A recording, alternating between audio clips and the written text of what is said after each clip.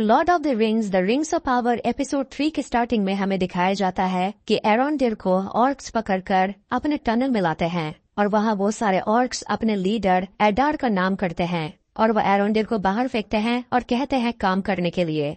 लेकिन वहाँ एरोंडेल की मुलाकात होती है उसके साथ ही मेढोर से और वहाँ वॉच वार्डन भी होता है। वहाँ बहुत सारे ऑर्क होते हैं जो इंसानों को अपना नौकर बना चुके हैं। गैलेड्रियल को होश आता है एक जहाज में और हेलब्रांड उसे खाने को देता है। दोनों जहाज के ऊपर आते हैं और देखते हैं कि यहाँ सब इंसान हैं और उनका कैप्टन गैलेड्रियल और हेलब्रांड से बात करता है और कहता है कि वो उन्हें नुकसान नहीं पहुँचाएगा बल्कि उन्हें सुरक्षित अपने घर लेकर जाएगा। गैलेड्रियल उसे पूछती है कि हम लोग कहाँ जा रहे हैं। जहाज का कैप्टन कहता है कि हम घर जा रहे हैं और वो सभी पहुँचते हैं इंसानों के राज्य में जिसका नाम है नुमेनॉर। दोनों बंदरगाह तक पहुंचते हैं और सभी गैलेड्रियल को घूर घूर कर देखते हैं क्योंकि वो एक एल्फ है। हेलब्रांड सोचता है कि इंसान कब से इतना बड़ा राज्य बनाने लगे हैं और गैलेड्रियल हेलब्रांड को इस जगह के बारे में बताती है कि जब मॉर्गोथ से महायुद्ध हुआ था तब तुम्हारे लोगों ने मॉर्गोथ का साथ दिया था, लेकिन यहाँ के लोगों ने मॉर्गोथ के खिलाफ लड़ाई की और तोहफे में वेलोर के देवता ने उन्हें इस आइलैंड को गिफ्ट किया। और बताती है कि पहले वो लोग भी यहाँ पर आया करते थे।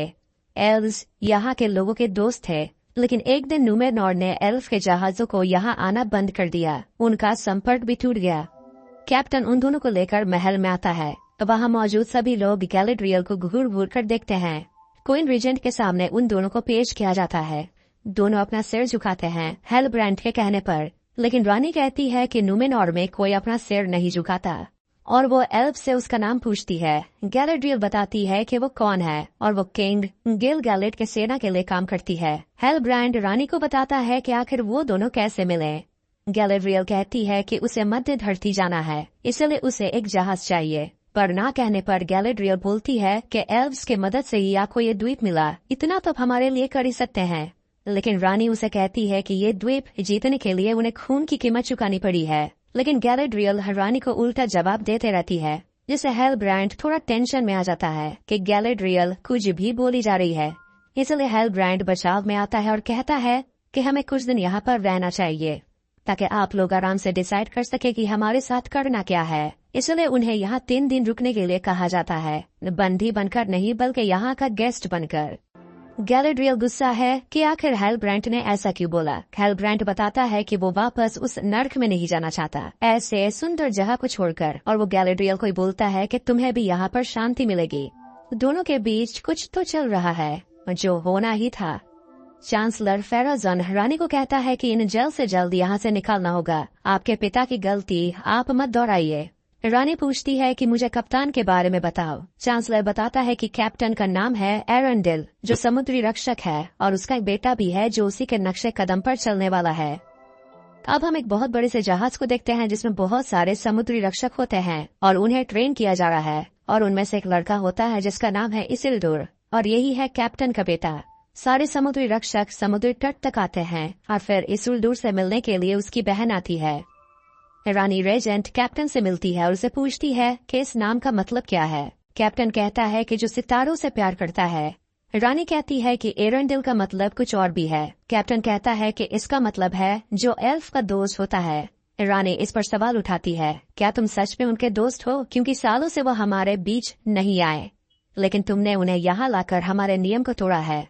कैप्टन कहता है कि समुद्र ने उन्हें हमारे रास्ते में लाया और समुद्र कभी गलत नहीं होता। रानी उसे काम देती है और उसे एक तलवार दिया जाता है। अब कहानी आती है साउथलैंड में, जहाँ धूप निकलने की वजह से ऑर्क्स परेशान होने लगते हैं। एरोंडेल और बाकी सभी बात कर रहे होते हैं कि ऑर्क्स आखिर उनसे चाहते क्या हैं। क्या वो लोग किसी की खोज में हैं, जिसके वजह से वो लोग हर गांव को बर्बाद कर रहे हैं। और वॉच वार्डन का मानना है कि शायद मॉर्गोथ का नया उत्तराधिकारी सौरॉन है, जिसे ये ऑर्क्स एडार कहकर बुलाते हैं। और इसके बाद वो लोग प्लान बनाते हैं कि जब सूरज बिल्कुल ऊपर होगा तब वो लोग यहाँ से निकलेंगे। तभी एक ऑर्क बाहर आकर कहता है कि बात मत करो, काम करो। पर वो सभी कहते हैं कि उनके काम के बीच ये पेड़ आ रहा है। ऑर्क कहते हैं कि पेड़ को काट डालो, लेकिन एरोंडेल कहता है कि ये पेड़ उनके यहाँ बहुत सालों से है, ये उनके धरती की निशानी है, वो इसे काट नहीं सकते। तभी वहाँ दूसरा ऑर्क आता है और वो वार्डन की हिम्मत की तारीफ करता है और कहता है कि तुम्हें इसका इनाम मिलेगा, और उसे पीने के लिए पानी देता है। एरोंडेल भी पानी पीता है, पर जब मेढोर पानी पीने लगता है तब एक ऑर्क उसका गला काट देता है। अब ये सब के बाद एरोंडेल कहता है कि वो इस पेड़ को काटेगा और वो ऊपर जाकर पेड़ को काटने लगता है। गैलेड्रियल तैयार होकर अपने कान को ढककर नुमिनोर में घूम रही होती है और वो नाव को देख रही होती है, लेकिन कैप्टन उसे कहता है कि ये छोटे नाव को चुराना बेवकूफी होगी। ऐसे छोटे नाव तुम्हें ज्यादा दूर लेकर नहीं जाएंगे। कैप्टन उसे बताता है कि मुझे महारानी ने तुम पर नजर रखने को कहा है, इसलिए तुम कुछ उल्टा सीधा मत करना। गैलेड्रियल उसे कहती है कि यहाँ सभी मुझसे नफरत करते हैं, इसलिए यहाँ रहना ठीक नहीं होगा। कैप्टन उससे एल्फ की भाषा में बात करता है। गैलेड्रियल शॉक्ड हो जाती है और पूछती है कि तुमने ये भाषा कहाँ से सीखा है, और वो बताता है कि यहाँ पर हॉल ऑफ लोर है जहाँ ये भाषा सिखाई जाती है, जो यहाँ से 6 घंटे दूर है। दोनों वहाँ के लिए निकलते हैं। हेलब्रांड एक जगह आता है और एक लोहार से कहता है कि उसे काम करना है, लेकिन वो आदमी हेलब्रांड को काम देने से मना कर देता है। हेलब्रांड एक जगह बैठकर खाना खा रहा होता है, लेकिन वहाँ उसे कुछ और आदमी मिलते हैं जो उसे तंग करने लगते हैं, लेकिन हेलब्रांड उन लोगों से पंगा नहीं लेना चाहता क्योंकि वो यहाँ नई लाइफ शुरू करना चाहता है। इसलिए वो सभी को अपनी तरफ से मुफ्त में वाइन पिलाता है। लेकिन देखते हैं कि हेलब्रांड उस आदमी का एक पिन चुरा लेता है, पर वो आदमी हेलब्रांड से मिलता है और वो हेलब्रांड से कहता है कि तुम्हें क्या लगता है मुझे पता नहीं चला होगा। लेकिन हेलब्रांड पंगा नहीं लेना चाहता, इसलिए वो उसे वापस लौटा देता है, पर वो हेलब्रांड को इतनी आसानी से जाने नहीं देने वाले। वो उसे पीटते हैं, लेकिन हेलब्रांड वापस उनसे लड़ता है और इस वजह से उसे पकड़ लिया जाता है।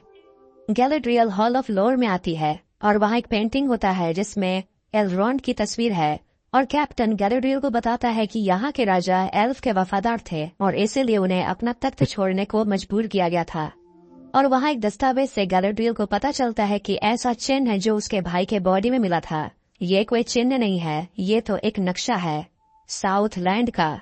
और गैलेड्रियल को पता चलता है कि ये सब सौरॉन से जुड़ा हुआ है, यानी कि साउथ लैंड खतरे में है, और अगर सौरॉन सच में लौट आया है तो साउथ लैंड की बर्बादी तो बस एक शुरुआत है। अब हम हार्टफुट की कम्युनिटी को देखते हैं और उनका कारवां कल निकलने वाला है, लेकिन मैरीगोल्ड चिंता में है अपने पति को लेकर कि अगर उसका पति जल्दी से ठीक नहीं होता तो वो लोग कारवां में पीछे रह जाएंगे। नॉरी उस मिस्टीरियस आदमी की मदद करना चाहती है, ये पता करके कि वो नक्षत्र का मतलब है क्या। इसीलिए वो सैडो के बुक को चुराना चाहती है, लेकिन पॉपी उसे रोकती है क्योंकि पॉपी को वो आदमी बिल्कुल भी नहीं पसंद। पर नॉरी किसी तरह पॉपी को साथ देने के लिए मना ही लेती है और अंदर जाकर वो सैडो के किताब से जवाब ढूंढती है। पर तभी अचानक से सैडॉक अंदर आ जाता है कुछ लिखने के लिए, और नॉरी टेबल के अंदर छिप जाती है और वो हाथ ऊपर करके कागज चुराने लगती है, और उसे बचाने के लिए पॉपी वहाँ आती है जो सैडॉक को अपने बातों में उलझा कर रखती है। सैडॉक अपने कबीले के लोगों के सामने बिताए गए पुराने पलों को याद करता है और उन लोगों को जिनको उन्होंने खो दिया है। तभी कम्युनिटी के लोगों के सामने पहुँच जाता है वो मिस्टीरियस आदमी, और वो नॉरी के चुराए हुए कागज को देखने लगता है, पर अचानक से वो कागज जलने लगता है और वो आदमी घबराने लगता है और वो सभी चीजों को तोड़ने लगता है, और आखिरकार पूरी हार्टफुट कम्युनिटी उस आदमी को देख ही लेती है। अब नॉरी को जवाब देना पड़ता है कि वो उस आदमी की बस मदद करना चाहती थी, लेकिन सब उसे समझाते हैं कि इससे उनका फायदा होगा क्या, क्योंकि किसी से ना मिलना, छुप कर रहना, इसी की वजह से वो लोग हजारों साल तक जिंदा हैं। और सैडो कहता है कि जो भी नियम तोड़ेगा उसे कारवां से निकाल दिया जाएगा, लेकिन वो नॉरी के परिवार पर दया दिखाते हुए कहता है कि नॉरी अभी छोटी है, इसलिए तुम सब कारवां में आ सकते हो, लेकिन तुम लोग पीछे रहोगे। मैरीगोल्ड अपनी बेटी पर गुस्सा होती है, लेकिन नॉरी को पूरा यकीन है कि वो आदमी खास है, पर उसकी माँ उसे समझाती है कि कारवां से अलग होना उनके लिए खतरनाक हो सकता है, इसलिए सामान जल्दी पैक करो। ये आदमी सब कुछ देख रहा होता है। नुमेनोर में कैप्टन अपने बेटे बेटी से मिलता है और तीनों उस एल्फ यानी कि गैलेड्रियल के बारे में बात करते हैं, और इसिल्डूर अपने पापा को बताता है कि वो समुद्री रक्षक का परीक्षा नहीं देने वाला। ये सुनकर कैप्टन बहुत गुस्सा हो जाता है और वो अपनी बेटी पर भी चिल्लाता है क्योंकि वो भी इस बारे में जानती थी, लेकिन वो बताना सही नहीं समझी। तभी उसकी बेटी ईआरएन के लिए एक संदेश आता है और पता चलता है कि उसकी बेटी बिल्डर के गिल्ड में शामिल हो गई है। गैलेड्रियल हेलब्रांड से मिलती है जो काल कोठरी में बंद है, और गैलेड्रियल उसे कहती है कि तुम इस जगह में रहने के लायक नहीं हो, और वो उसे एक दस्तावेज दिखाती है जो उसे हॉल ऑफ लोर से मिला, और उसमें एक चिन्ह होता है। लेकिन हेलब्रांड कहता है कि ऐसा चिन्ह उसने एक मरे हुए आदमी पर देखा था, लेकिन गैलेड्रियल कहती है कि एक आदमी इस चिन्ह की वजह से साउथ लैंड के सभी लोगों को एक कर पाया था। और इसी चिन्ह की वजह से हम फिर से ये कर पाएंगे उस अंधेरे से लड़ने के लिए। गैलेड्रियल उसे समझाती है कि तुम्हारे लोगों का कोई राजा है नहीं, इसीलिए तुम हो उनकी आखिरी उम्मीद। गैलेड्रियल उसे समझाती है कि तुम मेरे साथ मध्य धरती चलो और हम दोनों प्रजातियों को बचा सकते हैं। लेकिन हेलब्रांड कहता है कि हम यहाँ से निकलेंगे कैसे।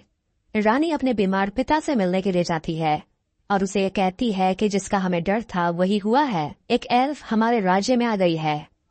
हारफुट का कारवां आखिरकार निकल चुका है, लेकिन नॉरी और उसका परिवार पीछे छूट जाते हैं क्योंकि उसका पिता चल नहीं पा रहा। तभी उनकी मदद करने के लिए वही अनजान आदमी आता है। साउथलैंड में वॉच वार्डन और बाकी सभी इंसान मिलकर ऑर्क से लड़ते हैं और वो उनका टेंट तोड़ देते हैं, जिस वजह से तेज धूप में ऑर्क बाहर नहीं आ पाते और इंसान अपने जंजीरों को तोड़ने लगते हैं। ऑर्क एक बड़े से जंगली जानवर को इंसानों के पीछे छोड़ देता है, जो इंसानों पर हमला करके उन्हें मार डालता है। पर एरोंडेल उस राक्षस को पेड़ के पीछे फंसा देता है और पीछे से एक ऑर्क उस पर हमला करता है, लेकिन एरोंडेल उसे मार गिराता है। वॉचवार्डन अपने चेन को तोड़ता है और भागता है, लेकिन वो राक्षस उसके पीछे दौड़ता है और एरोंडेल अपने भाले से उसे मार डालता है। दोनों भागने की कोशिश करते हैं, लेकिन वॉचवार्डन पर तीर से हमला किया जाता है और एरोंडेल को वापस तुरंत में फेंक दिया जाता है और एरोंडेल को ले जाया जाता है ऑर्क के लीडर एडार के पास। और इसी के साथ Lord of the rings of powers episode 3 यही एंड होती है।